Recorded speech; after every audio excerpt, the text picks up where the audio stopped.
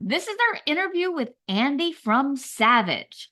Wow, for someone who's been in the biz a long time, and has so many experiences and just good advice and lots of, just rock and roll stories. Yeah, yeah. So take it away. So I guess a good place to start is who came up with the name Savage for the band? Like, do you remember? Um, it was kind of it was Chris. I met Chris. I was 15 years of age, believe it or not, and um, he basically had already called the band Savage. So um, it's quite a funny story because Chris was advertising for a drummer, and my older brother, saw the advert and rang up Chris and said, "I'm a drummer and my brother's a guitar player." And Chris initially said, "I don't need a guitar player. I've got a guitar player." And my brother said, "You either get me with my brother or you don't get me at all." So, um, but at that point, the band, or at least in Chris's head, it wasn't really functioning as a band. But at that point, it was already called Savage. So I Gotcha. had no say in it. I can honestly say I've never really been sure about the name, and there's quite a lot of bands with the name Savage. Sweet Savage, Yeah. Nasty Savage. That was my next question. Is it, do you get tired of being confused with Sweet Savage? Um, Not tired, but kind of it's just an obvious thing. I never felt Savage was a great name for a band. Having said that, I was 15, so what did I know? Right, right, yeah. And I don't know who came first, whether we were before. I mean, I suppose the fact that we were just called Savage was kind of good in the sense that we were just Savage. We weren't nasty or sweet or whatever. So we were Right. like the original Savage in my mind. Yeah. So Sweet Savage or Nasty Savage or whatever else felt like it was only called that to avoid being just called Savage, I suppose. But I don't know who came first. I don't know whether Sweet Yeah. Savage existed before us.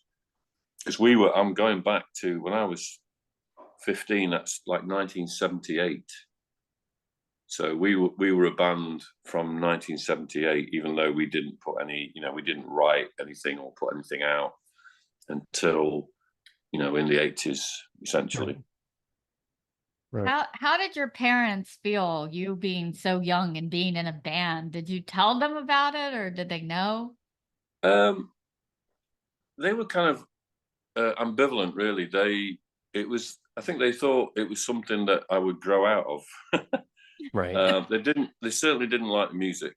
My dad, bless him, is not here anymore, but I think he saw us play once.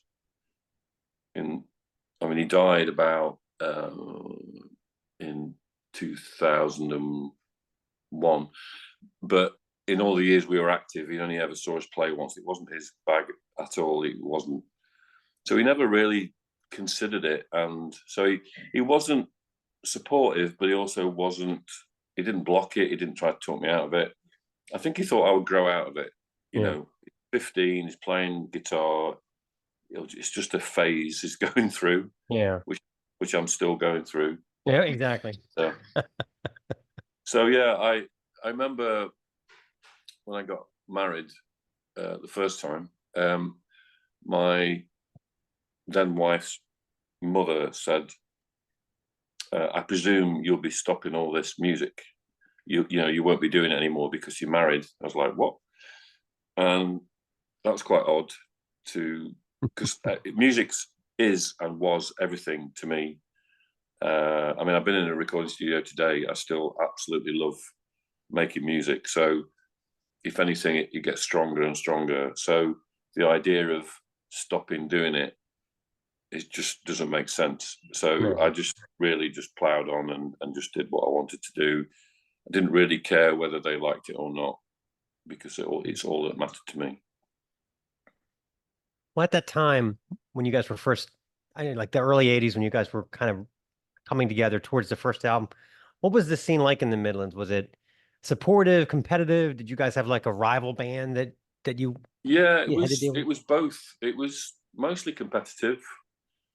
I think I've always felt, because I've worked around music all my life, and I've also worked to support other musicians and particularly young people. I've done a lot of work in my life supporting disabled people to become musicians.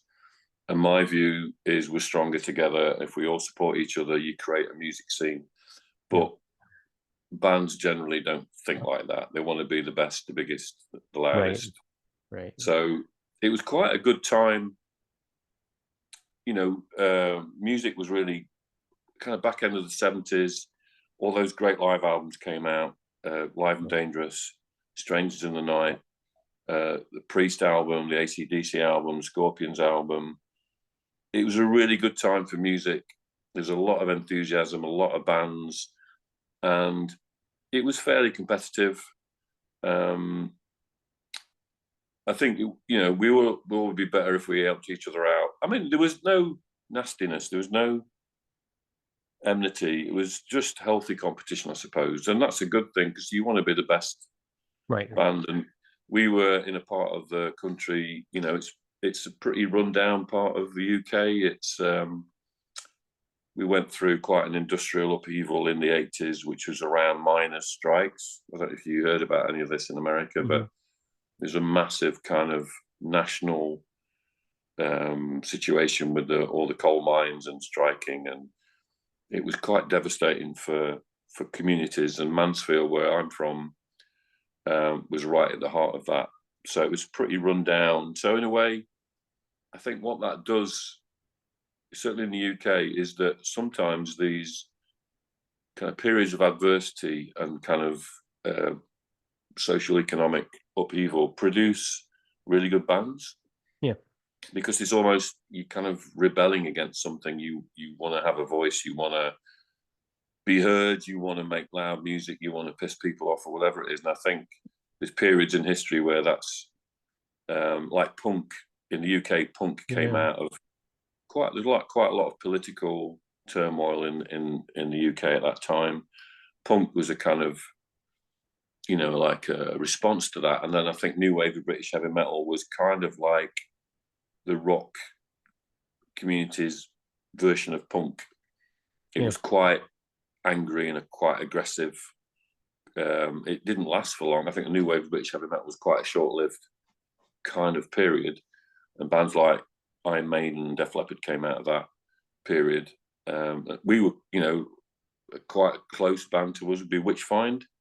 Okay, yeah. So Witchfind were, they were kind of emerging at that time. So I think there's a lot of frustration, and I think when you take that out within music, you get really edgy, powerful, kind of attitude going on. And I think that was all playing out at the time. And a lot of bands, were kind of vying for position, Yeah. I mean, the very first we did a compilation album, which was called Scene of the Crime. Yeah, and all it was, sorry?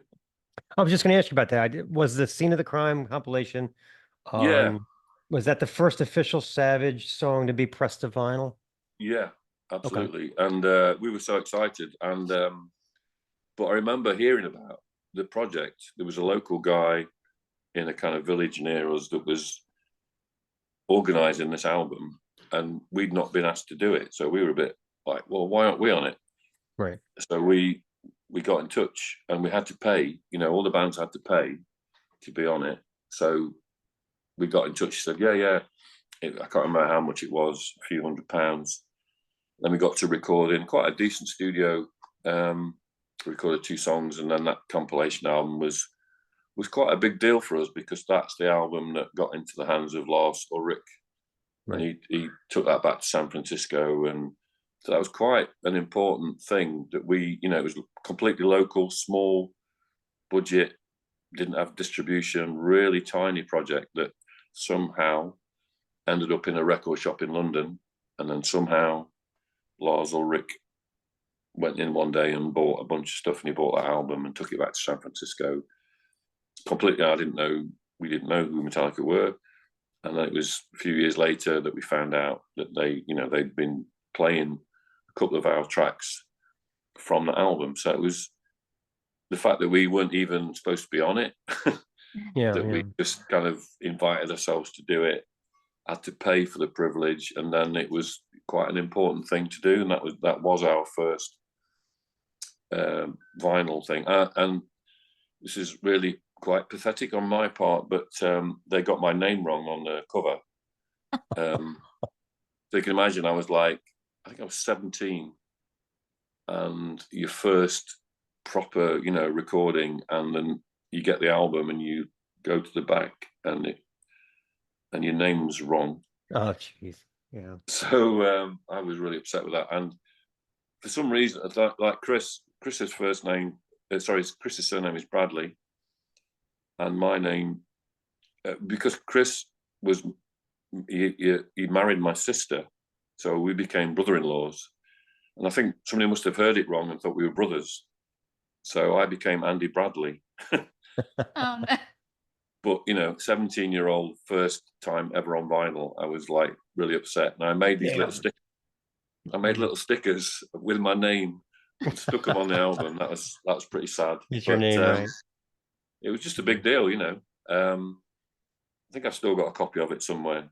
So that was really quite an important thing. Did everybody in the scene kind of agree that Diamond Head had the worst luck of any of the bands because of all the things that went wrong for them? Yeah, I think we had some bad luck, but I think it's a lot of it is good luck is great, when you're in the right place at the right time. Right. And I think we felt we were in the wrong place at the wrong time a lot of the time. Their story is just so hard to believe with when they made Canterbury and the producer said you need to fire half the band, and then the album was pressed with 20,000 copies that had skips in them, and it just heartbreak, like we supported them in our hometown, Yeah, that's why I was asking. Yeah, I figured. Yeah. So we played a local leisure centre, and we supported. So I think they were on their first album. We got nothing. I think we may have got Scene of the Crime maybe at that point. Yeah. And they were pretty difficult to us. When you're saying about rivalry, they treated us. They treated us like a sport band. They sat. Got a dog come in the room. They sound checked. Sean Harris was a real, I'd say, was a real dick. he just he's like, I'm the singer, but also I can play drums, so I'll go on the drums for a bit, and I can play a bit guitar. So he played guitar for a bit, and then he played bass for a bit. He's just messing about, just spending hours, and then we had like 5 minutes to get on. Nice. So that's a bit frustrating, but just the way it is. We did, we were so naive. We didn't have a manager. We didn't know whether we could challenge that or, right. Just how it was. I think our problems, we were signed to a label that didn't really, like Ebony Records, when we eventually signed to them. I mean, even the origins of that was another compilation album. So Daryl Johnson, who ran Ebony Records, advertised in a national music magazine for bands to play on a compilation album. So we went, oh, we'll do another one of those. That'd be great. So we sent him some information, and he invited us to do it. We had to pay. So we paid an amount of money to have one track on that album, and that was a track called Ain't No Fit Place, which also became quite a kind of, quite a particular track for us. And again, what was great for us, we always got those, when those compilation albums were reviewed, we got the best feedback, the best reviews amongst those bands, and got the most out of it. So even though we had to pay, they were really fortuitous kind of opportunities that we took. And then we decided to record a single at his studio in Hull. Ebony Records didn't exist. It was just a studio. Oh, he'd done the compilation album. I think he probably did call it Ebony Records then. And then we paid to record a single, a double A-side single.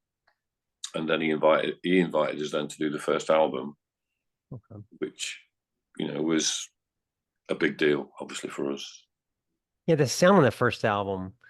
I mean, did you set out for that, or was that studio No, naivety? Because it's got that chainsaw, it's a yeah, fucking sound. I mean, you know, this is something that's been a bone of contention all my adult life. I hate it. I absolutely hate it. It he had a particular recording console desk which had, I don't know if you're familiar with, it had parametric EQ, which was quite a niche thing at the time. So it's very heavily, so the album's very heavily EQ'd, and the guitar is very heavily EQ'd. So I've pretty much had I suppose, a similar guitar sound most of my playing career. I've always chased like like a Van Halen one Brown sound, okay, right. or I like Scorpions and Schenker, and so pretty standard, go-to guitar sound. And then so I had a Marshall head, and I had this called a Boss DS1 distortion pedal, which again everybody used. Joe Satriani recorded with a Boss DS1. Steve Vai recorded. I think Metallica maybe, but it didn't sound anything like. By the time it came out, it sounded like something else. And ever since then, I've been having these conversations with people where they go, "Man, that guitar sounds incredible." I'm like, "It's awful." I absolutely hate it. But I can't argue with the fact that if people like it, and it was so nasty, like you say, it was like a chainsaw. So Yeah. again, maybe that was just a lucky break, that it was so different and so kind of nasty sounding that people loved it. And people loved, I think, a reason for the success of that album was also partly due to the cover, Yeah, because it's the great. artwork was, we didn't commission the artwork. The record company guy, Daryl, a guy called Gary Sharp, was an artist, and he just did a bunch of album covers and sent them to Daryl to say, "I'm an artist, can you use these?" And then Daryl said, "Here's some album covers," and we went, "We'll have that one." Yeah. So the one that we ended up using became quite, again, quite a standout feature of the album. People loved the cover, but then also other bands that are on the label, like Shy and I think Grim Reaper, just, well, we'll have that one then, and we'll have that one. So Right. it's just whatever was left.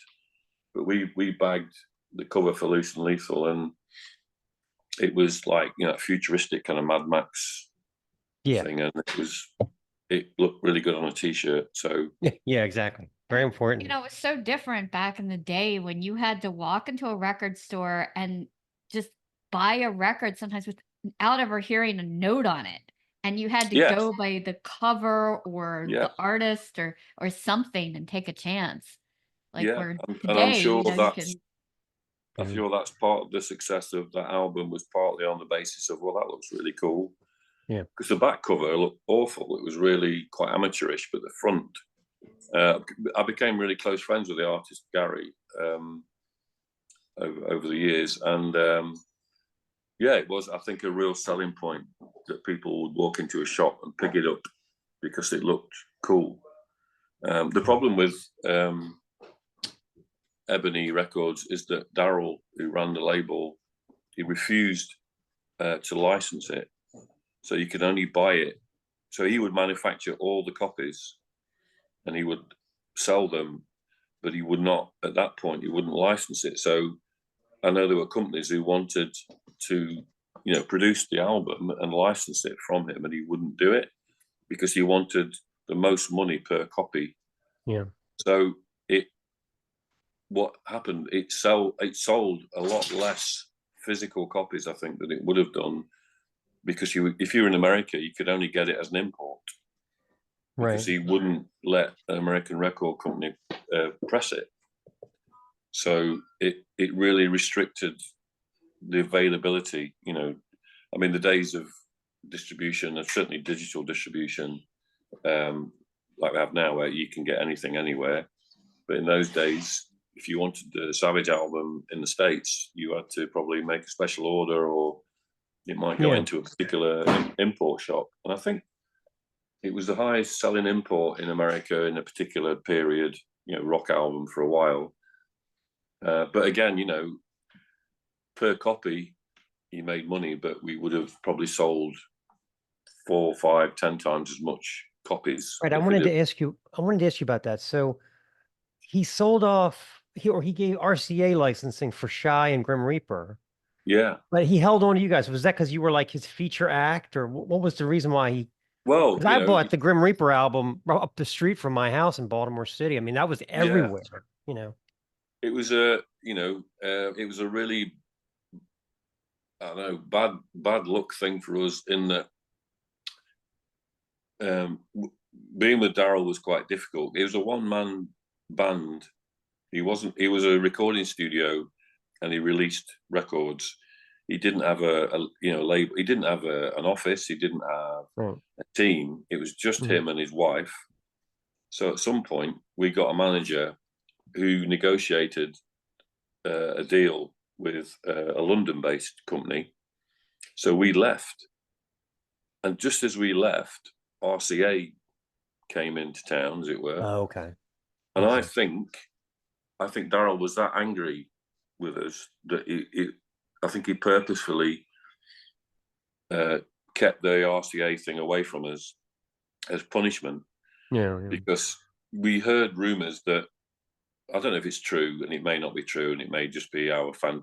We heard that RCA were chasing after us, went to Ebony. We'd gone. He wouldn't tell them anything about us, and he offered them Grim Reaper and Shy and various things, and we missed out. And I think if RCA had released Loose and Lethal in America, I think it would have been huge. Yeah. And it didn't, and it wasn't. So therefore, we lost out. We went to a London-based company that I think was a mistake. I really think it was a mistake. I don't think they really knew what to do with us. I don't think they were comfortable with that genre of music and didn't really know how to exploit it. And it was kind of the, in those days, it was kind of the death of the band, because it kind of just didn't take off. We before internet and the opportunity like we have now just to speak and talk and email and text people, we were always hearing rumors about particularly American companies that wanted to deal with us, but we had no means of communicating or getting in touch. We heard that Johnny Z wanted to talk to us. We heard that RCA was interested in us, but these were just rumors. Yeah. And I'm pretty sure, I don't know, I think if RCA really wanted us, they could have found us, I'm sure. I don't know. Maybe it's just, I don't know. You kind of try and fill in the gaps. When things don't go well, you either blame somebody or you kind of try and find a reason. But I think Savage at that point were, a great band. We're writing great tracks. The second album,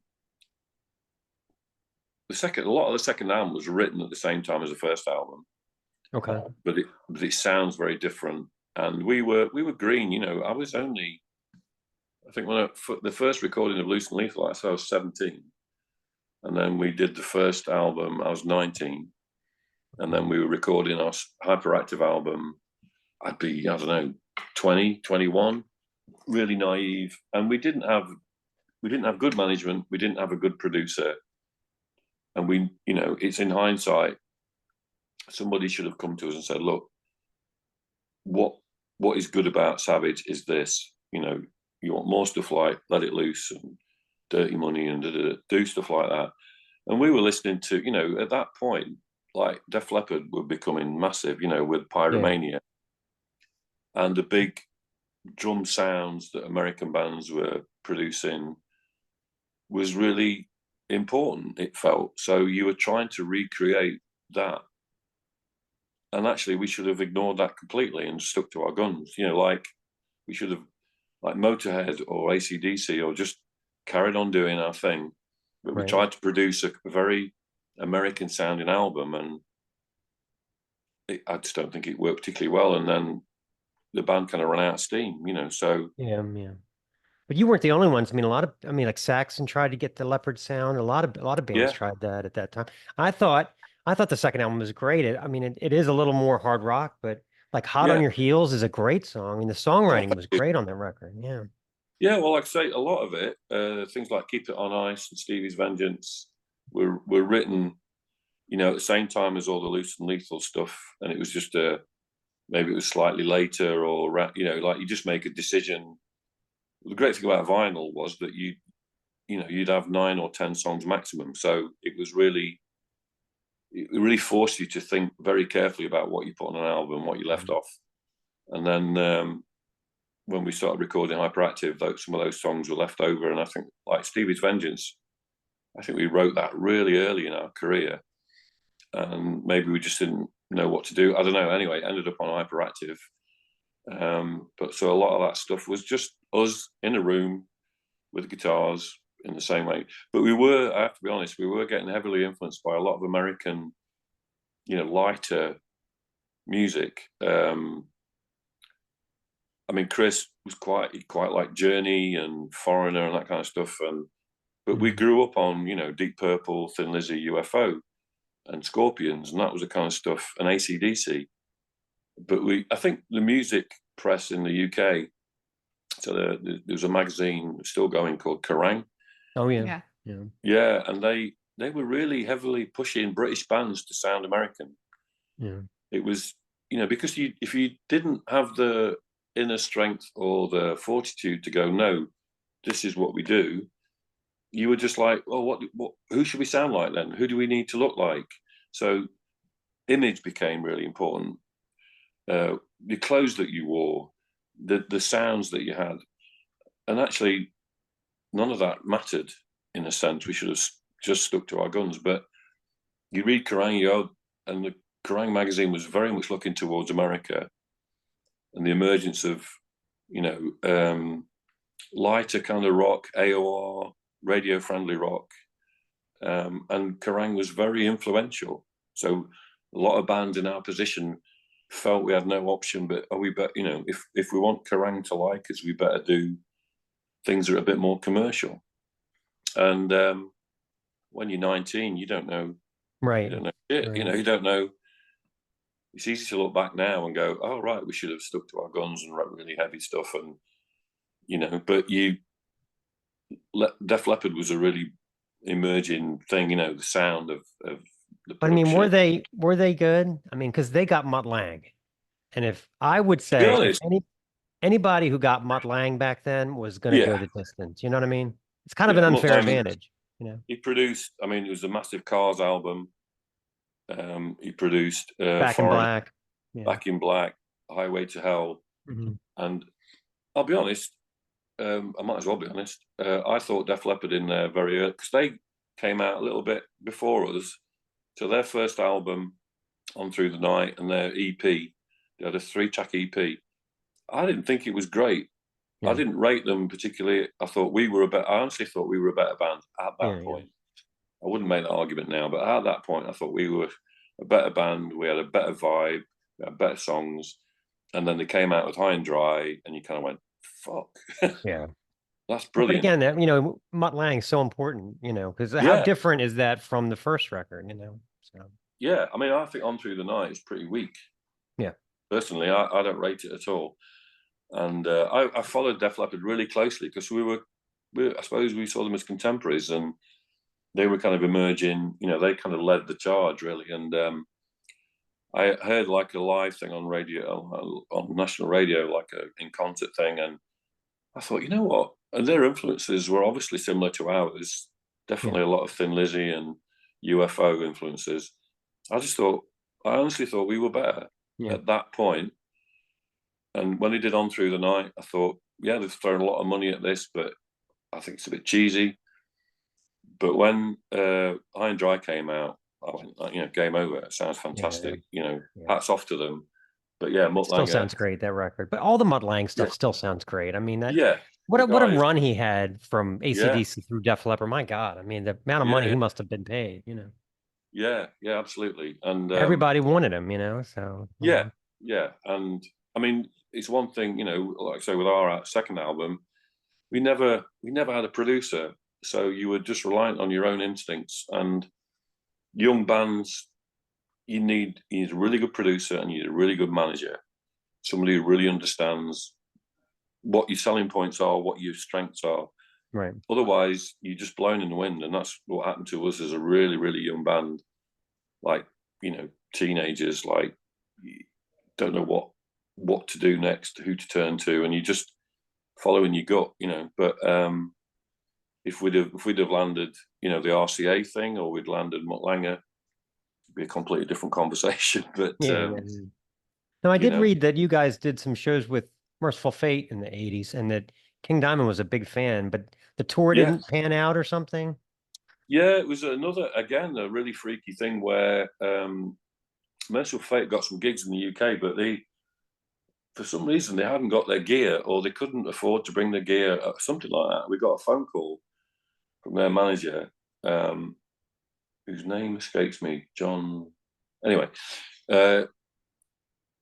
I'm managing Merciful Fate, and they're playing a few gigs, and can we borrow your backline?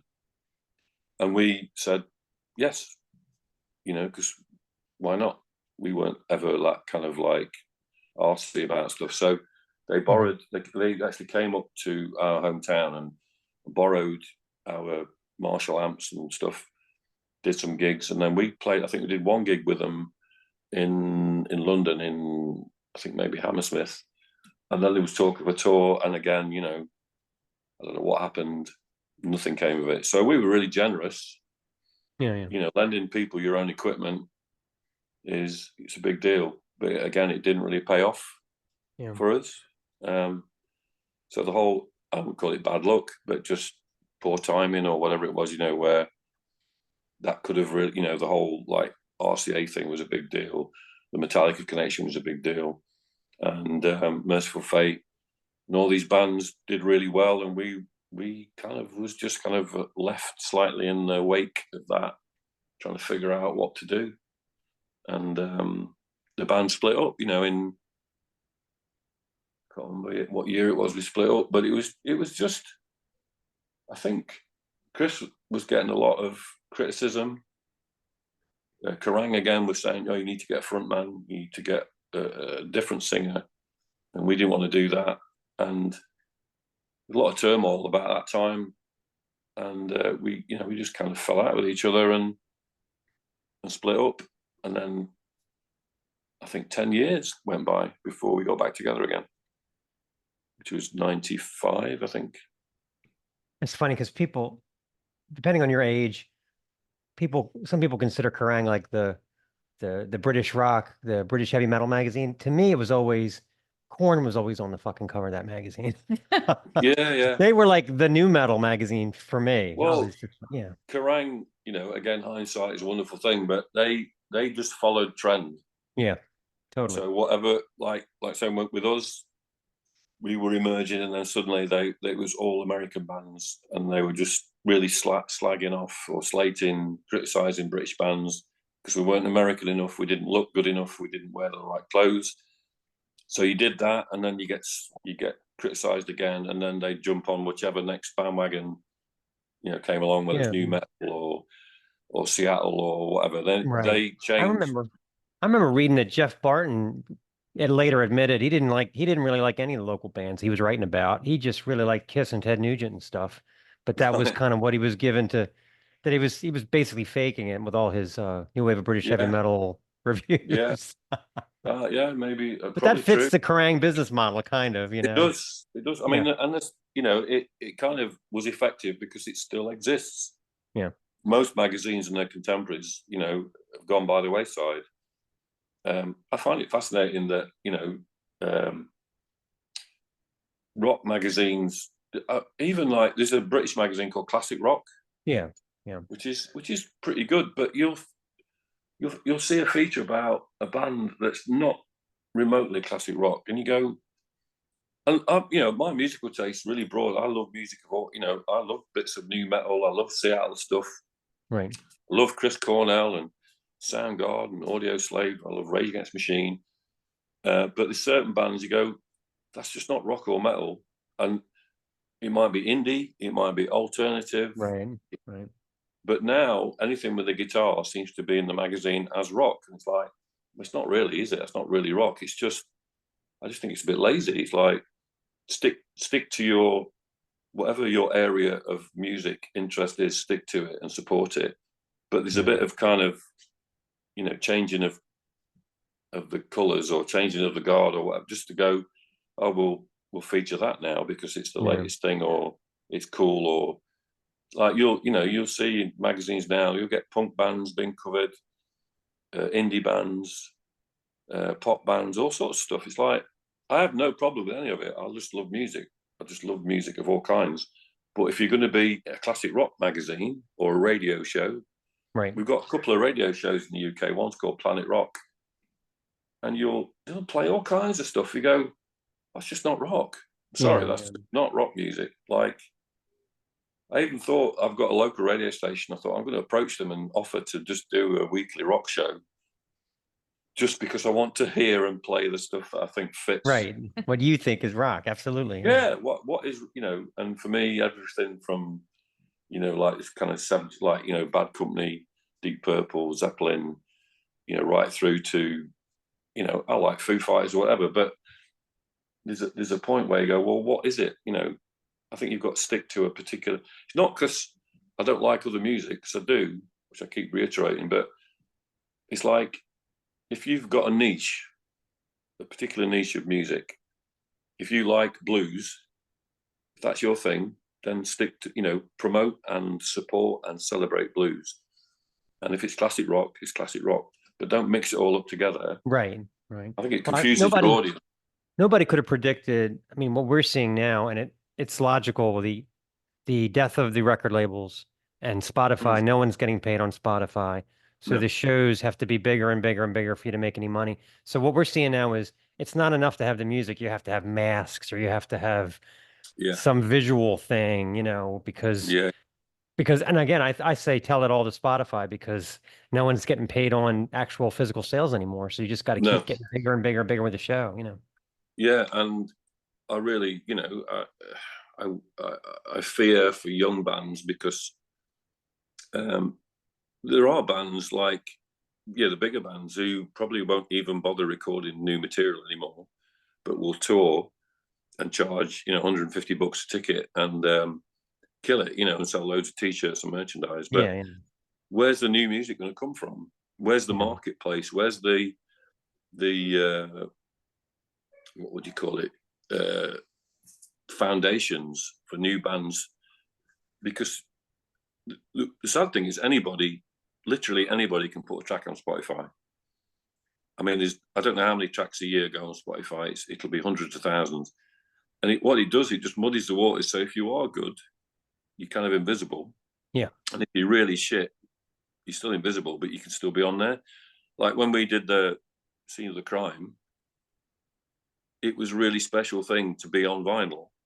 You know, for any band and for a young band to get on vinyl was so huge. But anybody can release anything on multi-platforms now, and it's just diluted the whole thing. And as you say, Spotify are just cream. I mean, Spotify is owned by the big record companies, as far as I'm aware. I mean, I have various theories about, they're not conspiracy theories, they're just kind of like, you'll notice the record companies are buying up all the catalogs now. So Queen have sold their catalog to Universal or Sony or whoever. A lot of the big bands have sold their catalogs, so they no longer own them. So what's the word? Forever. I can't remember the word for but yeah, forever. Right. For the rest of time. Yeah. Sony will own the Queen catalogue, and they'll buy up all these other catalogues for huge amounts of money, whether it be Tom Petty or whether it be you know, whoever, and they'll own that stuff forever. And they'll any money to be made, they'll make. None of that money will ever go to the writers of that stuff anymore. And then you've got the onset of AI. So AI is fast becoming, you know, machine learning. You'll be at a point probably there now. You could say, right, I want a band, I want a track in this key. I want it to sound a bit like Metallica, but I want like a Rob Halford on vocal and I want a Van Halen guitar solo. Right. And Right. we're at the point where AI will be able to do that. And once that happens, we're probably already there. For a lot of people, that'll be good enough, because it won't be a real artist. And then the only money that will be made is by the companies that create that stuff and put it out. And real artists won't even get paid because they're not involved. And you'll have, you're already at the point where artists who have died, or can't sing because their voice, they're too old, Right. where you could go, well, we'll just emulate it. Yeah. We'll create a track and we'll get Chris Cornell vocal, because the computer can recognize and machine learn it. And you'll have this whole catalogue of material that's produced by computers that has no real human context to it at all. And I find that really scary. The good thing about human-made music is its imperfections. That's what I think the key to this is, that when people make music, it's not perfect. And that's really good art, is imperfection, I think. Is things that aren't, you listen to, I don't know, Bon Scott. He's got quite an unusual voice. He sometimes doesn't sing things perfectly. That's the imperfection. That's why we love Bon Scott, because of that. So the more raw and human music becomes, probably that's what will save it. Otherwise, we'll have this kind of generic, computer-generated, homogenous drivel. Yeah. No, I think you're right. But if you're like worried 15, about that. yeah, if you're like 15, 18, you might not care. You go, I'm on Spotify, I'm shuffling through, that sounds cool, that sounds cool, that's crap. And the real artistry, which is what streaming has really killed anyways, people made albums that had a start, middle, and an end. With the days of vinyl, you would really think carefully, what was your opening track? What would close side 1? What would open side 2? And what would close side 2? And you structured the album, where you're going to put this track, where you might put a ballad or whatever. It was really thought through. None of that shit matters, because people might listen to one track, they might skip, they won't listen to an album in its entirety, and we're kind of we're just losing the human artistry within that. And then all the artists selling their catalogs, at some point, Metallica, Priest, or whatever will probably just do this massive deal with, a big corporate, and go, right, we'll have $1 billion. Thank you very much. Yeah. And you own everything we've ever done. And I know think I that's wanted to ask you about like some of the projects that you worked on after the breakup, like XL, because they did pretty well. Did it feel similar to the magic that Savage had, or was it very different? But it's really funny, because I mean, Savage essentially was always me and Chris. And when Savage split up, I started the band, he started the band, and we were kind of gently in competition with each other. But XL, I thought, actually, and this is really bizarre coincidence. So today I've been in the studio down here in Plymouth recording some XL songs. So the coincidence is huge. Yeah. So I'm with a guy called Stuart, he's not in the room, he's in the house. Stuart was a guitar player in XL with Chris, and he wrote some of these songs with Chris, and me and Stuart are really good friends. And I said to him, we were talking about XL, I don't know, maybe a year ago. And I said, you know what? XL did some really great songs. I mean, Savage, when Savage got back together in the 90s, we did re-record some XL songs and release them as Savage, because essentially they sounded like Savage songs. But I said to Stuart only yesterday when we were driving down, I said, essentially what Chris should have done, he should have, the songs he wrote with XL, he should have just kept the name Savage and kept it going with these new songs. Because weirdly, the very first demo that XL did, one of the guitar players left, and then Chris asked me if I would do it. So I ended up recording. So it was like, essentially, it was as Savage as it could be without being called Savage. And in a way, he should have just gone, I'll just call it Savage, and kept going. So I went one direction, he went another, and without, you know, either of us having much success. And then eventually, you know, me and Chris never really fell out. We were always kind of essentially loved each other. We were really close, so we got back together, and you know, we did the Holy Wars album in 1995. But half of those songs on there are songs that we wrote separately in different bands, and then reworked them to sound like Savage. And there's a track on Holy Wars called Glory Boys, which I really like, and we've just recorded it today. That's cool. We just, Yeah, I love that. I love that record. I remember when I was all excited when you guys got back together. The yeah, song "How" has that kind of Megadeth vibe to it. I love it. Yeah. yeah. Well, How was I wrote that on my own outside of the band and brought it to the band, and Chris was happy to do it. But it was a bit, but that album was a bit of a mishmash of bringing stuff together that we'd already got from different bands and different projects. And then the next album, which was Babylon, was a proper Savage album, as in we wrote everything together. But Holy Wars, it created quite, you know, because it was like 10 years later, it sold really well. We did quite a few gigs off. We went to Germany and whatever. And it was an exciting time to come back. And you know, we'd learned a lot. We were older, we were wiser, we were happier ultimately. And but XL, I agree. I think XL was a great band, and it was just funny. Yeah, today we were literally re-recording. I think we recorded 4 XL songs today. That's awesome. In the late 90s, I don't know if it felt this way for you, but it seemed to me like there was kind of a new wave of British heavy metal revival going on, because like I remember Holocaust and Venom and that Pagan Altar album all came out. Did it seem like that was actually a concrete thing? Yeah, there's a record company called Neat, based up in the Northeast. They were quite instrumental in that, because they were around a long time, but it was like, I don't know whether they were at the right time or they caused it, but yeah, a lot of those bands seemed to re-emerge in the late 90s. And yeah, there was quite a lot of gigs happening and quite a lot of demand, you know. So yeah, it was quite a good time. Between kind of 95 and 2000 was quite a busy time for us. And a lot of those bands, it's weird actually, because we were lumped in, you know, we were part of that scene, but we'd never really worked. Most of those bands we'd never met or worked with. And then we started doing festivals, and then suddenly we'd be on the same bill as a lot of these bands. We went to America with Blitzkrieg, and, you know, never met them to that point.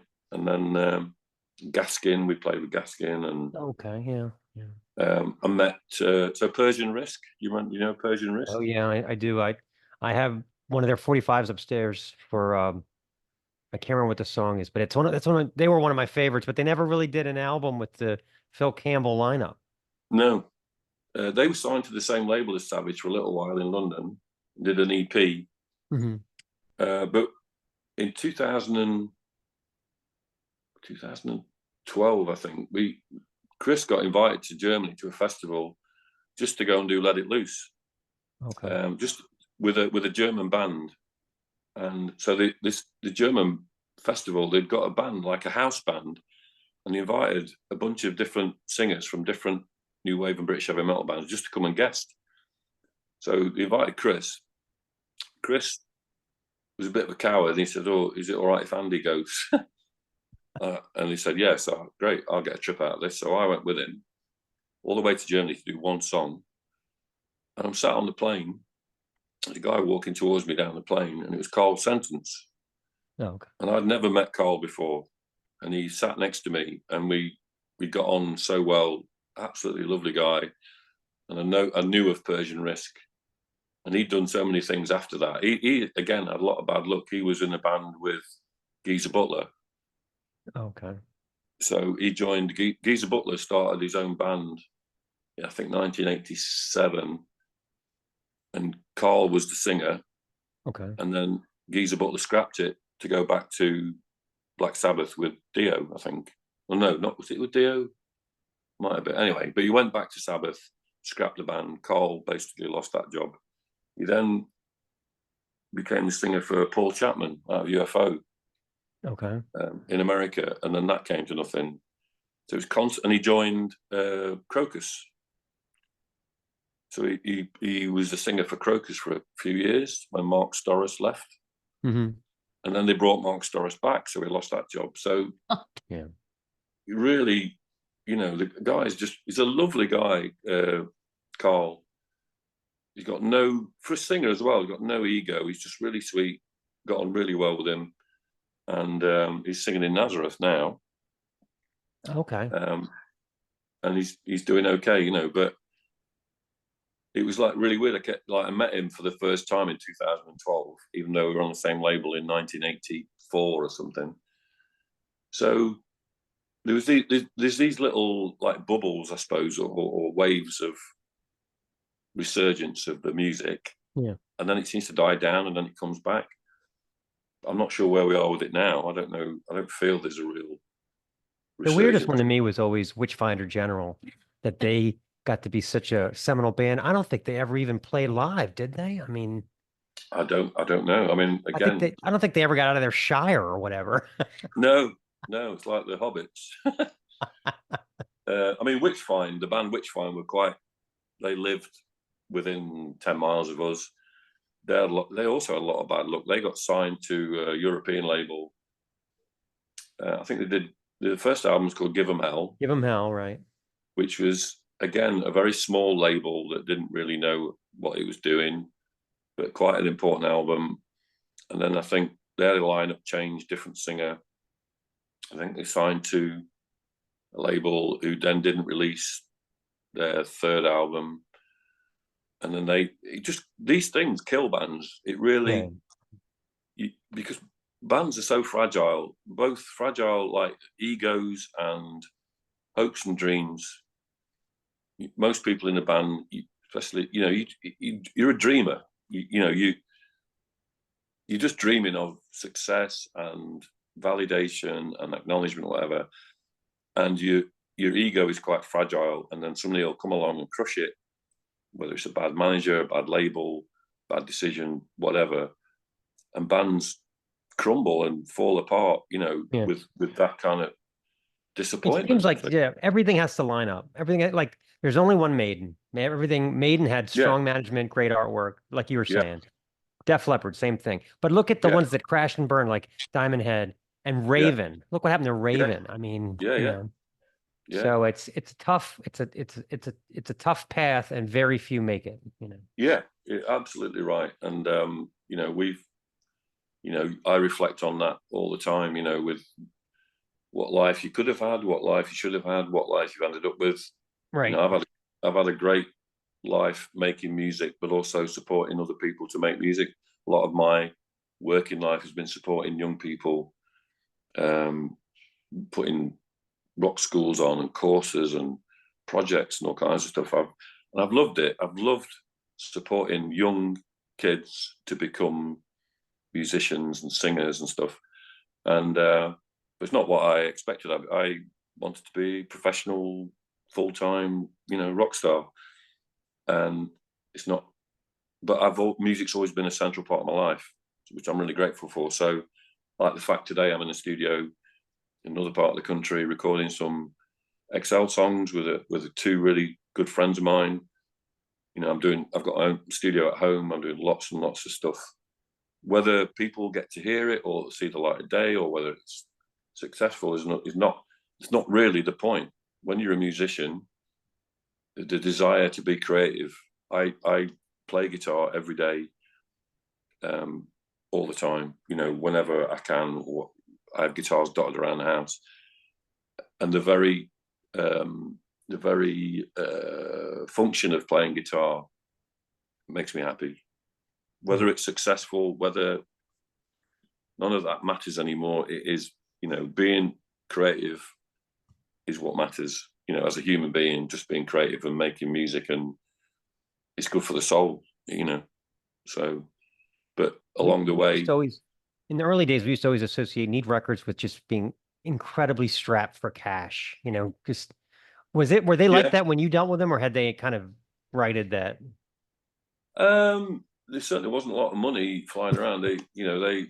everything was on a budget, and it's slightly frustrating because we did 3 albums with them. We did Holy Wars, we did Babylon, which is kind of probably my favorite album, and then we did an album called Extreme Machine, which most Savage fans hated. But you know, again, it was around about late 90s, 2000s. We were kind of experimenting, you know. I mean, that's part of being creative, is we're going to try some experiment with some stuff, you know, a lot of drop tuning, a lot of kind of, you know, I don't know, this stuff on. I'm really proud of that album, but I appreciate that Savage fans essentially don't like it because it's too different. But we did that album for Neat, and then he sold the whole catalogue to another company, and we never got paid a cent for that album. Oh God, yeah. See, I've heard that before. Yeah. So he just sold everything. So he got paid. He sold the catalogue. What's his name? He's the original singer from Tigers. Can't remember his name now.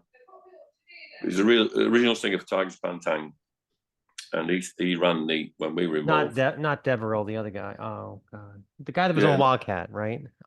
Yeah, before then. He wasn't a great singer, to be honest. That's why I got Jess replaced. Cox? Was it? No, that's it. Jess Cox. Jess Cox. Okay, yeah. Yeah. So Jess Cox, a bit of a wheeler and dealer, and he sold the whole catalogue. We never got a penny of that. Right. But also, what's worse, we don't own any of it. So we can't release any of the stuff we recorded for Neat. Is owned now by Universal. Oh my gosh. And it'll be in a warehouse or in a cellar or somewhere. Universal won't even know they've got it because they're such a big company.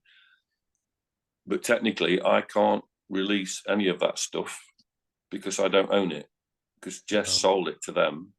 We didn't get paid, and I can't even release it. So those 3 albums, technically, we're stuck. We're in limbo. We can't release them. You're right. Extreme Machine, I thought was a great record. I like Control Freaks, so freaking heavy, and Choke. Yeah, I'm glad you like it, because I love it. I thought it was really quite progressive. It was really we were really brave on it. I think we tried to do things. We want to be really heavy and kind of push things, and a lot of people didn't like it because of that. But I'm really grateful that you do, because I think it's great. Yeah, the stereotype of the new wave of British heavy metal is the singles were great, but by the time the bands went to do albums, except for a few, the albums weren't that good, you know. But you guys, I thought, were the opposite. You consistently made good records, you know. Well, thank you. I obviously agree, but I think you're right. I think the new wave of British heavy metal was very short lived. It was, some of it was, quality was questionable, and it wasn't consistent. And I think we continued to make good albums throughout our career. And if anything, you know, you feel as a songwriter, you should improve. You should feel that you get better at songwriting and better guitar players and whatever. But we never were really able to escape Loose and Lethal as a kind of like, that's mostly what people want to talk about, and I kind of get that. But you know, I still write music every day, and I've got a riff at the moment that I'm so excited about that I want to record. You know, I'm just excited, like I would be when I was 15. You know, I think it's one of the best riffs I've ever done, and so that excitement and that desire to keep doing new things never leaves you, or it shouldn't do. But you know, that's the nature of it. After Best of Savage came out that you guys were going to retire, but then, you know, you resurfaced with Sons of Malice, and that was so exciting. And then 7 came in 2015, and you know, I was really excited about those releases and where it was going. I mean, the Best of album was nothing to do with us either. It was I think it was something to do with that Neat, and then them selling to Universal. So it was an opportunity. We weren't even asked to be involved in it. So it felt like, again, we never got any money for that album. So when we did the Sons of Malice album, there'd been quite a gap. And again, it was like, me and Chris are like like two kind of planets that orbit around each other, and occasionally we come together. And it was just like, felt like a good time to do it. We've got a new drummer, Chris's son, Christian, played guitar on it as well. And it just felt like a really great album. I think Mark was the best drummer we'd ever had. So yeah, it just felt like a really good time to bring that back. And we wrote everything from scratch, all brand new stuff. And again, there was a little bit of a buzz and excitement, I think, about it. But I would say, you know, some of our best material is on that. And then the 7 album, I think, again, there's some absolutely cracking tracks on that. I think, you know, just continue to write and, oh, cheers. Yeah, thanks. I've just been handed a beer. Oh, okay. Water. Service. I thought it was beer. I thought it was water. I meant, yeah. Sorry, Sam. Sorry, Sam. Yeah, so I'm really, you know, the fact that you guys appreciate those albums means a lot, because sometimes people get trapped in a kind of like, there's just one album or one set of songs. Right. And there's a, you know, you speak to any musician, however big they are, I'm sure Metallica or Priest or whatever are continually going, you know, oh, cheers, mate. Are continually writing and going, you know what, I've got this new song, this new idea, and it's fucking brilliant. That excitement never leaves you, or shouldn't, as a musician. The urge to create and write new stuff is just constant, I think. It's not, your fans don't necessarily want to hear that. And that's why you get bands who then, you know, just rest on their legacy or their laurels and just play. You see it a lot. The same old stuff. Because it's the album that was timed the best with a certain generation at a certain time. So then they get, but it doesn't, but like the new material might be way better, but they're kind of, like you said, handcuffed to whatever that one phase was. And there's an emotional element, isn't it, to, like, if you bought an album and you were of a certain age and you were either at school or you were in love, and that album's really significant for that part of your life, it's, of course, you're going to just, you know, we all have those albums and those tracks that are just significant. But I'm, you know, as a musician, and the people that I like, the bands that I like, it's like Michael Schenker's just recorded a load of UFO stuff again. 11 songs, I think, he's re-recorded UFO classics, you know. But because they're new recordings and new solos, I'm still excited for that, you know. But also, anybody, any of my peers or anybody that I like, I'm always excited to hear new songs.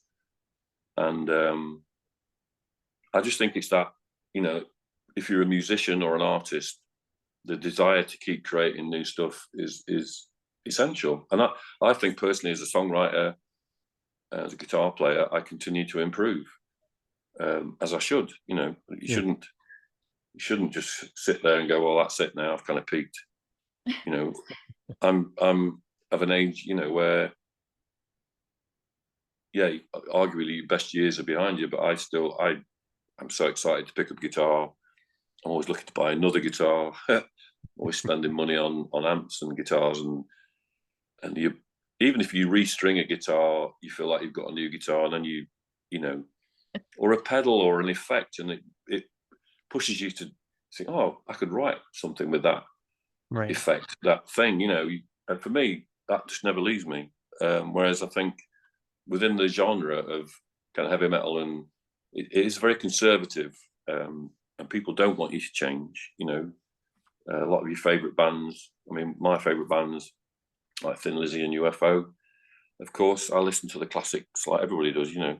Yeah. There's a repackaging of Jailbreak and Johnny the Fox coming out in September, and there's like remixes and alternative versions and demos, and I'll be excited like a kid, you know, to listen to that stuff as well, you know. There's a CD box set that Lizzie put out 3 or 4 years ago. I think it's got like 52 bonus tracks that have never been heard or something. Oh, right. Yeah. Yeah. It's all I mean, a lot of it's probably just shells of songs, you know, but still, I would buy that. Yeah. Yeah, exactly. If you're a fan, you know, I mean, particularly because obviously Phil Lynnett's not with us anymore. So all you've got is to go back into the archives and find things that you've not heard. Like, you know, Eddie Van Halen obviously passing a few years ago, and everybody's so like, there must be loads of stuff, like tapes of stuff that he recorded that we'll never get to hear. And, you know, if you're a fan, you want to hear that stuff. You know, you want to hear all those obscure bits, outtakes, you know, alternative mixes. That's what a true fan does, I think. Yeah, I think some of your later songs are my favorite were The Hanging Tree and Junkyard Dog. And honestly, I think The Hanging Tree with that solo, that was so great in that one. But I where think did that story of Jack come from? Was that based on an actual story? it's the name of Chris's grandson, Jack. So Chris's son's called Christian, and his son's called Jack. So I think it was kind of a way of Chris being able to use his name in a song as a character. And I think Chris's best songwriting, and from day one, and I suppose he gets that, his influence from Phil Lynott, is to create a character or a kind of storyline that feels like there's a person involved. So and the hanging tree, I think it's one of the best things we've ever done. Yeah. And so Jack isn't a person that Chris knows, but he just appropriated his grandson's name, almost like as a gift, I suppose. I'm going to write a song about a character who's called Jack. And I just think it's you know, Chris would agonize over lyrics a lot and spend a lot of time, and occasionally really, I think, hit the mark. And it feels like there's a story. It could be a Western. That song could be a Western. It could be. Yeah. We nicked a little bit of Sergio Leone, you know, a little bit of music at the beginning. You wouldn't believe how much time I spent trying to get permission to use that, and I couldn't get. It's not that I couldn't get permission; I couldn't get anybody to even talk to me. So I was constantly emailing different companies who I thought might have copyright ownership of this. I don't know, for a few dollars more or whichever film we nicked it on, and I could not get permission. So I just thought, well, we'll just use it, and if we get sued, we get sued. We get sued. Yeah, and if anything, that'll give us a bit of publicity. But I think that song, the whole acoustic intro, the solo, everything, I think is perfect. You know, Chris's vocal. It's one of those magic moments where everything kind of just comes together and works. And again, I'm so grateful for you guys to appreciate some of those newer songs, because mostly these conversations, people only want to talk about, you know, one album, maybe two albums. And it's everybody though. I mean, in Lemmy's book, he talks about how we've done 16 more records. Why am I still have people yelling Ace of Spades lyrics in my ear at the bar? You know, like, so it's just, yeah, it's you know, frustrating. I kind of get it.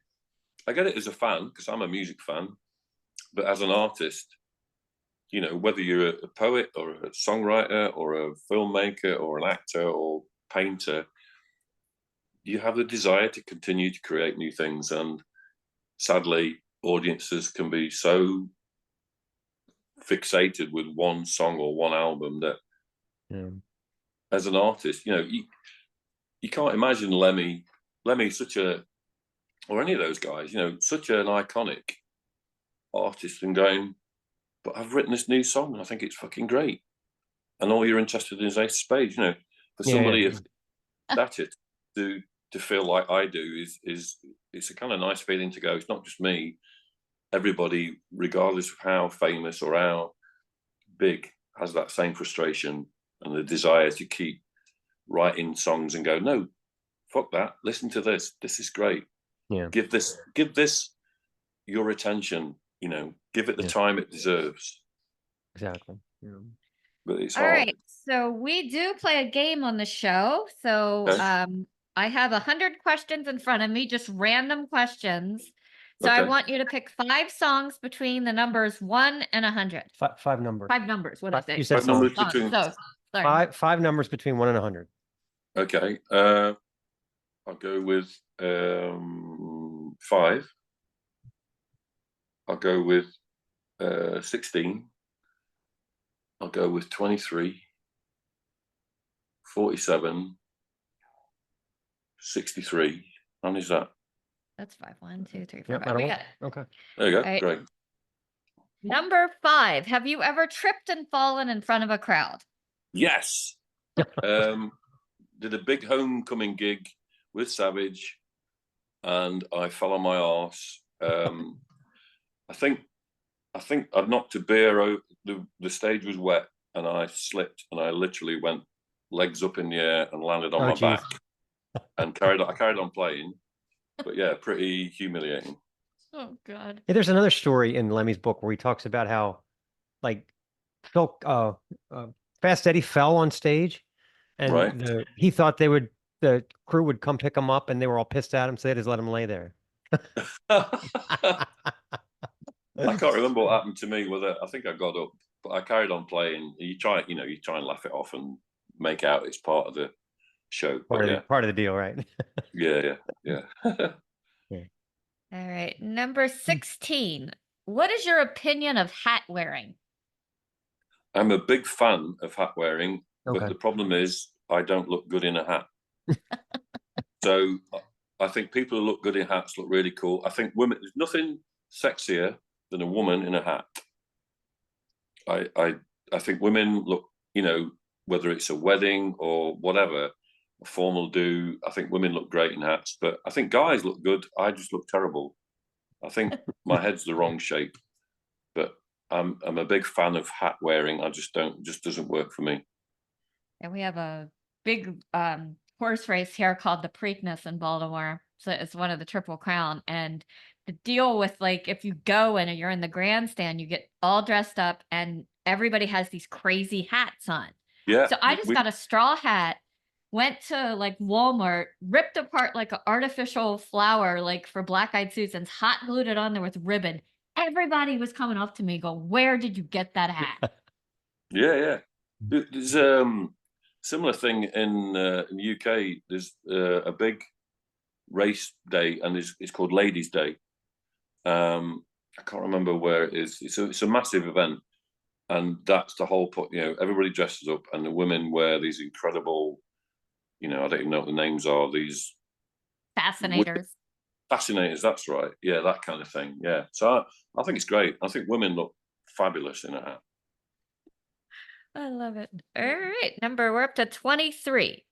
Have you Okay. ever had a crazy ex-girlfriend? Crazy ex-girlfriend? No. Crazy? No, I don't think so. I've had a few. I've been married 3 times. I don't think any of them I would say are crazy. No, I think, to be fair, they were all lovely and very nice people. And for whatever reason, well, there are reasons, obviously, but which I won't go into. But I think most of the women I've had relationships have been just mostly lovely people, and I don't think I've ever had a relationship with a crazy woman. So that's pretty boring, but maybe I've dodged a bullet. I had a crazy ex-husband who broke my back table and pooped on my deck, and I wanted the cops to prove Pooped on it by the deck? running DNA on his poop. They're like, "We're not going to do it." That is bad. That is bad. No, I can't honestly say. No. I had so many that did so many terrible things, but the one I'll bring up to you is I left my Ramones record at this girl's house, and after we broke up, I got it back, and she had scratched "fuck you" into the record. Oh, really? And I remember saying to her, "What did the Ramones ever do to you?" Yeah. But yeah, actually, I just Sorry, got myself a replacement copy of the vinyl like 2 months ago. Finally, this happened like when I was 17. So it's a great story, though. I'm telling you what, that was always, I remember that was always an awkward thing because we all tended to leave music at girlfriends' houses. And then getting it back after the breakup was always, that was a story always. It was, always. Yeah. And it was so awkward to be like, sorry, it didn't work out. Can I get my AC/DC record back? Yeah. I've been pretty lucky, to be fair. Yeah, no crazies on my It's hard. block. You can't explain that to the Spotify generation because they can just No, get music whenever they want. Like that physical copy, that was all I yeah, had, you know? Like, absolutely. And you treasured it and read exactly. every note on it and Exactly. All everything right. was 47. What is your favorite holiday and your favorite traditions? my favorite holiday. Wow, that's difficult. I've had some great holidays in America. So New York. I've been to New York twice. Been to San Francisco. That was great. Miami. What's the right at the tip of Florida? What's it called? The Gulf of Mexico. Well, there's was it Key West? Key West. Key West, yeah, yeah. I had a week in Key West. The hotel had some issues with air conditioning, and they ended up refunding us the entire cost of the week. Wow. So that was great. So I think Key West would be pretty much up there. It's got to Venice. be. It's got to be something to live in England and then finally fly into like LA for the first time and see those palm trees and stuff. Did you get to do that? Yeah. It's a small place. I tell you what's interesting about this is not the answer to the question at all. In America, it seems to me like you could, I don't know, like you could go the whole state of, I don't know, Florida, and people's accents is pretty consistent. I can go 10 miles up the road from where I live and the accent changes. England is Oh, that's full of, interesting.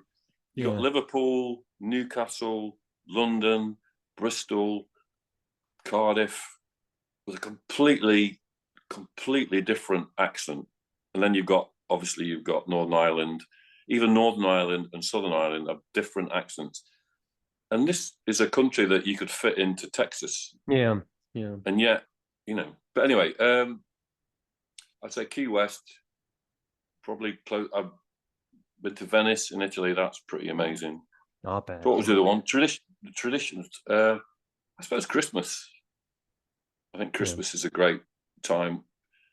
People, there's this kind of sentiment around Christmas where everybody feels happy and loving, which I really like.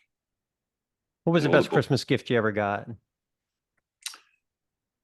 Well, the best birthday gift I ever had was a guitar. So my wife bought me a Gibson Flying V. Oh, nice. Yeah. For my 50th.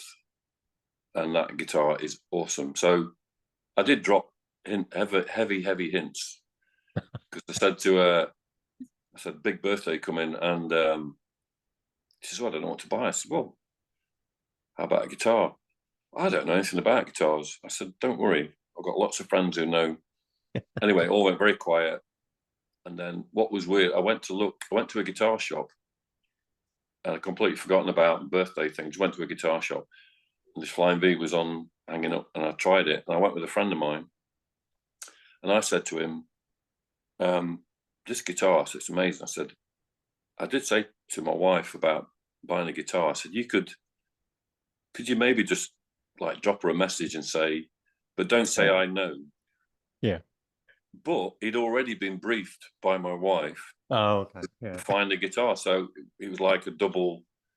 I thought I was being clever, but he'd already been briefed by my wife to find a guitar. So I didn't know anything about that. And then on my birthday, I got the guitar. So Christmas, I'm not sure, but that's probably the best gift I've ever had. The greatest Christmas gift I ever got, I was 15 years old.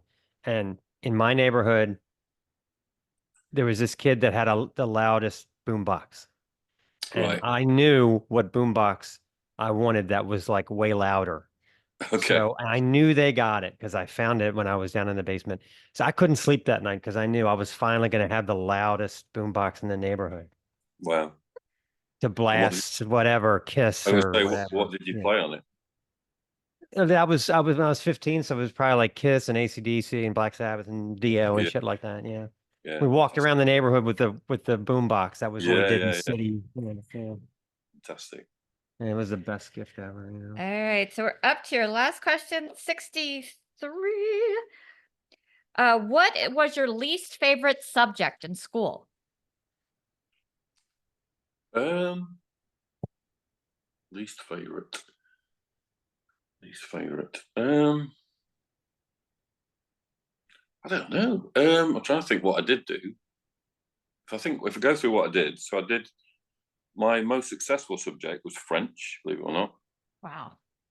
Probably maths was my least favorite. I fucking hated maths, but mostly I associated it was whoever the worst teacher was. Do you know what I mean? So if you had That makes sense. fantastic, if you had a fantastic teacher, you tend to enjoy the thing. Yeah. If you have a really awful teacher, you don't enjoy the thing. So I had a really awful maths teacher who was a bit of a bully. So maths was yeah. But French was my best result. And I can still speak French a little. But then realized years later I ought to learn Spanish. Spanish is probably more useful, particularly in America, isn't it? Yeah, Yeah. I was a German major, and That would've been super helpful. I should have picked Spanish. It doesn't do me any Yeah. good. I mean, except for interpreting Rammstein lyrics, that's about all I can do. You know. Yeah. I'll be like, this Yeah. song's about big tits, basically. You know. Yeah. Grosser, whatever. Yeah. I did German for about a year, but I was really bad, really bad. I only kept taking it because I had two majors. I had a business major and I had the German. And the German was interesting. I was just so dry with all the accounting classes and the other classes. I just kept taking it because there was like some history and stuff. Like it was interesting, you know. So the next thing I knew, I was done. You know, so I think the most important subject at school probably is history. Yeah. And it's not really given the kind of emphasis that it needs, because everything we're dealing with today in politics and world, events, there's a historical context to it all, whether, Israel, Palestine, or whatever it is, Russia, Ukraine. You need to understand the history to know what's going on. And most people don't know the history. Therefore, you can't really have a fully informed decision about what's right or wrong. So history is crucial, whether it be the First World War, Second World War, Vietnam, whatever it is. There's always a backstory as to why this happened. And most of us, we only know the kind of latter part of the story. Like, we all know that America went to Vietnam. Most people, British people, don't know why America went to Vietnam. They just know that you went and it didn't go well, and a lot of bad stuff and a lot of suffering. And you look at Israel and Gaza and the creation of Israel, and British and Americans have always had quite a big part in kind of shaping these things, and a lot of responsibility. And then it goes horribly wrong, and then we're kind of like, oh, what's going on? So I think history is the most important subject, because we don't know where we're going if we don't know where we've been. If that makes sense. I agree. Otherwise, we're just doomed to repeat ourselves. Absolutely. Well, if you had to take a guess on what next music you're going to be actually releasing, what would you say? Is it going to be XL? Is it going to be Savage? I mean, I think there's a couple. Just before pandemic, we recorded 2 Savage songs. We got an opportunity to work with a guy called oh God, what's his name? He's a producer. Oh shit, it's just gone out of my head. Anyway, we recorded 2 songs in the studio, quite a way away, and then lockdown came, and then we eventually finished them. And one I really like, it's called Day of the Dead, and it's quite Sabbathy, Dio-esque, and I'm really excited about that. So I think I want to get that out. Probably end up just being like a soft release with maybe a lyric video or something like that. okay. But it's quite different for Savage. It's quite epic, and it's quite kind of slow grinding riff, like I say, very kind of Dio Sabbath era. And I think that's probably what I'd like to get out as soon as I can, really. I have a theory about longevity in vocals, because I think it's short guys. Because like Dio, he never really lost his voice. Dickinson, No. Sammy Hagar, Klaus Meine, and then you compare that to like guys like Bon Jovi and David Coverdale, who are losing their voice. It's like that body style, Udo Dirkschneider, that body style, they never Yeah, lose their voice, you know? yeah. I tell you, I've seen many times in recent years is Glenn Hughes. Oh, Yeah. wow. Yeah. I Yeah. mean, the guy's 72 and he sings like he's 25. It's just, Yeah. We were just talking about him the other day, and he did the most drugs. yeah, And it's he just like it did. didn't matter, you know, like I mean, I know he's clean as a whistle now, but yeah, he was really like in the from the day. Yeah. 70s. He was really in a bad way, and then yeah, who would have thought his Yeah. voice Who'd would have thought hold up? he would be the one that outlived everybody? Yeah. Yeah, yeah. I mean, Coverdale's voice is shocking. I mean, Bon Jovi. I mean, I watched that, you know, that 4-part documentary. I watched it. I kind of almost fell in love with Bon Jovi again. I kind of not really listened to them for long. I don't mean that in a homoerotic way, although he's a very attractive man. He is. Um, Yeah. I watched that documentary and kind of like felt like I rediscovered, and I went and started listening to a lot of the kind of later stuff, you know, like from Keep the Faith, and you Yeah. know, and I've just been playing it non-stop, and I have huge respect for Bon Jovi, for John Bon Jovi's professionalism and ability to write a perfect kind of radio rock track, just absolutely perfect, and particularly, you know, with Sambora guitar solos, just absolutely perfect, short, immediate, just brilliant songwriting. They had Absolutely, kind of a they had kind of Def Leppard-ish management and protection and all, you know what I yeah, mean? yeah, yeah. But I think I suppose I've not written them off, but I kind of not really thought much about them. I watched the documentary and kind of went and Yeah. rediscovered some stuff, especially let's say later stuff. And yeah, totally. I think Yeah, any they did band they that did can something interesting. Like a lot of the hair metal bands were kind of parked to the wayside when totally, the and 90s they hit. kept growing. But they survived it. They kind of countrified it a little bit. They kind of like Yes, Bon Jovi kind of went from electric to acoustic and added a little bit of twang to it. And I guess that's how they survived. yeah. I mean, I their mean, I stuff stayed think on the radio, you know? the Keep the Faith album is Yeah. almost got like a bit of U2 Yeah. vibes Yeah. to it, and yeah, I think they adapted where all the contemporaries fell, you know, Yeah. disappeared for at least 10 years. They Yeah. just seemed to get bigger and kept selling stadiums, and yeah, I think Yeah. you have to respect, or I certainly do, any band that has longevity, because I think that's the thing that is the most treasured of any band, is to have a long career. Bands come and go and they're enormous and have hits and then they disappear, but bands that have a career of 30, 40 years, you have to respect that, Yeah. because that takes a lot of hard work and smart management and good choices of producers, songwriting, whatever you want to call it. You know, I really respect that. There's I a mean, it's friend of hard to mine lost. imagine like these bands that died, you know, these 80s bands that couldn't survive, like a band like Twisted Sister or whatever. You Yeah, know that people they probably had like a couple hundred people working for them that just had to be yeah, let go because they yeah, couldn't yeah. get any. I mean, And that you happened know, all the time back then, you yeah, know. It's terrible. once grunge. I mean, in a way, grunge. It's a bit like, you know, like punk in the 70s. It kind of cleared the decks a little bit, Yeah. and you know, a lot of the hair metal was getting really self-indulgent and very kind of fluffy, and Yeah. you know, video and hair was more important.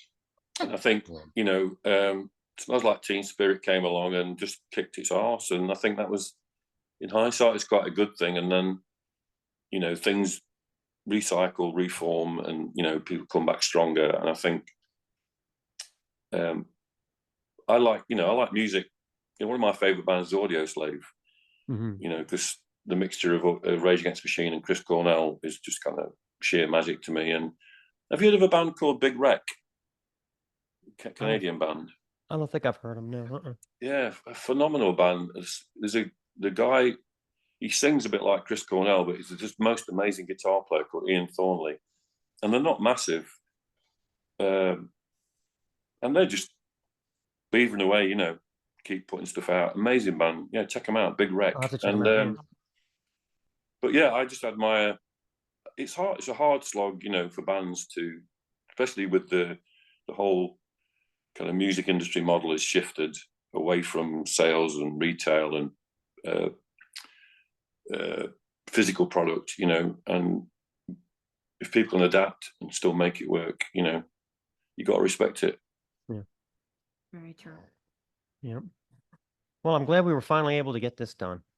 Yes, me too. I'm really sorry about all my missteps. No, it's great. It's great. Yeah, I knew it was going to be a great discussion because we've been fans for so many years, No, I really appreciate that. It's so nice to hear, because sometimes you are working away in a kind of vacuum, and you don't know what you're doing is of any value, and it's really lovely to speak to people who, I think you just want people to listen to what you play, listen to your music and comment and go, I really like that song that you did, and it's so heartwarming and so rewarding, because otherwise you don't know why you're doing it. You don't know why it matters, and it's just nice to have that feedback. So I really appreciate it. I figured it out in the early 2000s. I used to run this fanzine, and I reviewed I reviewed all of the new wave of British heavy metal I could get my hands on. So I did all the Maiden, all the Saxon, all the Girl School, and you guys. I came away from that with a real love for Savage, because God, some of those Girl School records were fucking slog to get through. I mean, some of the Venom stuff, some of the terrible. When Saxon wanted to be Bon Jovi, and I had to listen to all that shit. But your guys were so consistent. I was like, it kind of changed my perspective. I thought Savage is one of the best bands that came out of this scene. Thank you. That's absolutely amazing to hear. I really cannot say how much I appreciate that. Well, I mean, then I had to be hospitalized after that. This is the Snaggletooth Rock and Roll Podcast.